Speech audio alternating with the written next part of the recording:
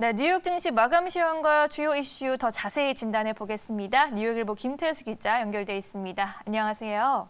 네, 안녕하세요. 네, 뉴욕 증시의 상승 랠리를 이어갔습니다. 디폴트 우려가 해소됐다는 점 확실히 호재로 작용한 것 같네요. 네, 아주 강력하게 호재가 됐으면 더 좋았을 텐데 이제 12월 달까지 한시적인 수준이다 보니까 크게 상승하는 모습은 없었습니다. 50일 이평선이 저항선으로서의 역할을 처음으로 이제 하고 있는 모습이 보여가지고 이 부분에 대해서도 부담을 좀 느끼고 있는 그런 모습입니다. 실업 프로그램 관련해가지고 이제 주간 신규 실업수당 청구자 수가 많이 예상보다 줄어들었는데 시장에서 집중한 거는 지난 9월 18일 기준으로 해가지고 한 420만 명 정도가 미국 전역에 있는 각종 실업 프로그램에 대해서 이제 실업급여를 청구를 하고 있습니다. 근데 이게 지난주에 500만 명이랑 비교했을 때 80만 명가량 떨어졌습니다. 지금 상황이 어떤 상황이냐면은, 지난 이제 10월 2일로, 지난 9월 달에 이제 그 300불 추가로 주던 거를 이제 마감을 한 이런 상황이기 때문에 이런 상황에서 최근에 몇 주 동안 이제 노동시장이 좀 더 이제 채용 건수가 늘어나면서 빠르게 실업수당을 지원하는 것들이 줄어들고 있는 그런 모습을 보이고 있습니다. 경제지표 관련해서는 해고자 수가 17,000여 명 수준으로 안정이 되고 있고요. 그리고 소비자 신용이 상승할 것으로 예상을 했었는데 30억 달러가량 하락하면서 안정세를 보이고 있습니다. 장 후반에 이제 아일랜드에서 15% 최소 법인세를 지지하겠다라고 이제 그렇게 발표가 되면서 시장이 큰 힘을 쓰지 못했는데 지금 아일랜드 같은 경우에는 이 부분에 대해서 굉장히 강경하게 이제 반대 입장을 분명히 했던 국가이기 때문에 이 부분에 대해서 시장에서 조금 놀라는 그런 모습이 있었고요. 앞으로 법인세에 대한 얘기가 좀 더 나올 것으로 그렇게 예상이 되고 있습니다. 블룸버그가 오늘 전략 비축률을 미국에서 방출할 계획이 없다라고 그렇게 보도를 했습니다. 그러면서 크루드 오일이 1.8% 상승했는데 어제 파이낸셜 타임즈에서는 이제 에너지 장관이 전략 비축률도 사용할 수 있다 이렇게 보도한 것과는 좀 대조적인 그런 모습이었습니다. 다만 지금 그 에너지 가격의 급등이 어떤 미국 내부의 공급망 문제를 더 악화시킬 수 있다 이렇게 평가가 되고 있어서 이 부분을 좀 지켜봐야 될 것 같습니다. 네, 오늘 종목별로도 눈에 띄는 종목들이 많았습니다. 자동차주도 선방을 했고 여기에 더해서 화이자 관련 뉴스도 나왔는데요. 종목별 이슈는 어떻게 분석하셨을까요? 네, 자동차 부품 산업하고 광산 산업이 4%대 크게 상승을 했습니다. 대체 에너지, 도매, 에너지 장비 같은 산업들이 2%대 상승을 했고요. 담배와 식품 등 해가지고 한 7, 8개 정도 산업만이 하락하는 모습을 보였습니다. 항공산업 같은 경우는 최근에 항공사들에 대해서 투자 등급 하향 소식이 계속 들려오고 있는데 이로 인해가지고 마이너스 1%대 오늘 최대 하락을 보였습니다.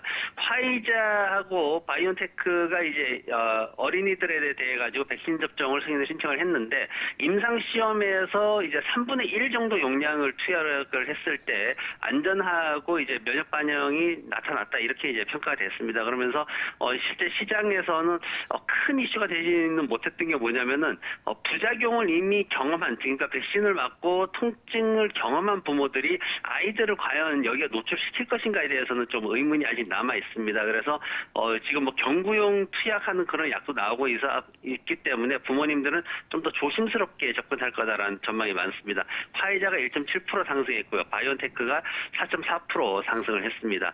포드가 오늘 한국의 SK 이노베이션과 함께 114억 달러를 투자를 하겠다라는 발표를 공식적으로 내놨죠. 그러면서 시장에서 굉장히 큰 이슈가 됐는데 지금 F150, F150 이 픽업 트럭이 세계에서 이제 가장 많이 팔리는 픽업 트럭인데 이 픽업 트럭을 중심으로 해가지고 전기 자동차 배터리 팩을 이제 만드는 그런 공장을 신설을 하게 됩니다. 그래서 이 부분에 대해서 지금 상당히 크게 이슈가 되었고 다만 이제 중국계 전기차에 대해서는 긍정적으로 지금 미국에서 어떤 좀 시장 하락 상황에서 전기차라든가 대체 에너지 쪽에 테마주들을 형성을 통해 가지고 이제 그쪽으로 유도를 많이 하고 있는데 항상 이제 보고서 끝에는 펀더멘탈에 대한 부분은 전기차 분야에서는 좀 더 신중하게 접근해야 된다라는 그런 말들이 붙기 때문에 좀 주의가 좀 필요합니다.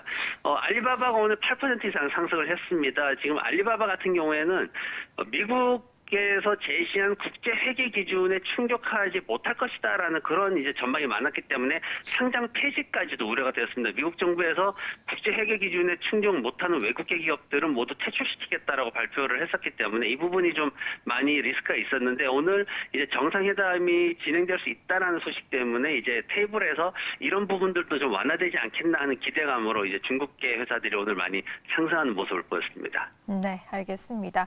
이제 다음 주 시장 좀 준비해 봐야 할 텐데 본격적으로 3분기 어닝 시즌이 시작되죠.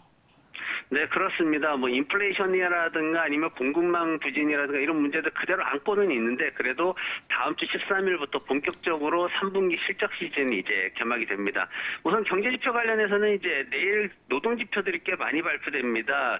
지금 오늘 예상보다 기대치가 그 데이터가 좋았기 때문에 기대치가 좀 높아지고 있는데 실업률이나 비농장 급여, 비농업 민간 고용이라든가 노동 참가율 모든 어떤 그 노동 관련 데이터들이 긍정적인 결과를 볼 것이다라고 지금 기대치를 높이고 있고요.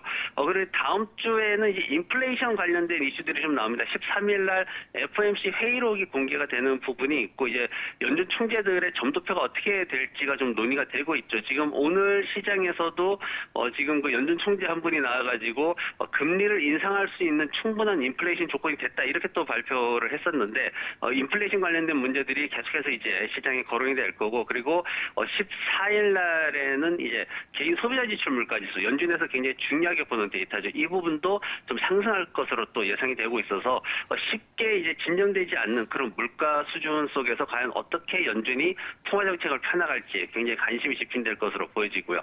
실적 발표 시즌이 개막이 됩니다. 13일 날 JP모건, 뱅크 오브 아메리카나, 골드만삭스, 블랙락, 웰스파고, 델타항공이 이제 발표를 하고 14일 날 모건 스탠리, 시티그룹, 월그린, 도미노피자, 알코아라든가 유나이티드 헬스 같은 기업들이 발표를 앞두고 있습니다. 초반에는 소비와 제조 분야 기업들이 먼저 발표되는 이번 그 실적 시즌에는 그렇게 지금 준비가 돼 있고요. 그리고 대형 기술주들 같은 경우에는 20일 날 테슬라가 있고 25일 날 페이스북, 26일 날 구글, 마이크로소프트 그리고 28일 날 애플 등이 지금 실적 발표를 앞두고 있습니다. 기업 실적은 여전히 3분기에도 상승세를 유지할 전망이 지금 계속 좋게 긍정적으로 나오고 있는데 다만 성장성 부분에 있어가지고는 2분기보다도 크게 둔화될 것으로 예상이 되고 있기 때문에 기업별로 이 부분을 좀 관심 있게 지켜봐야 될 것 같습니다.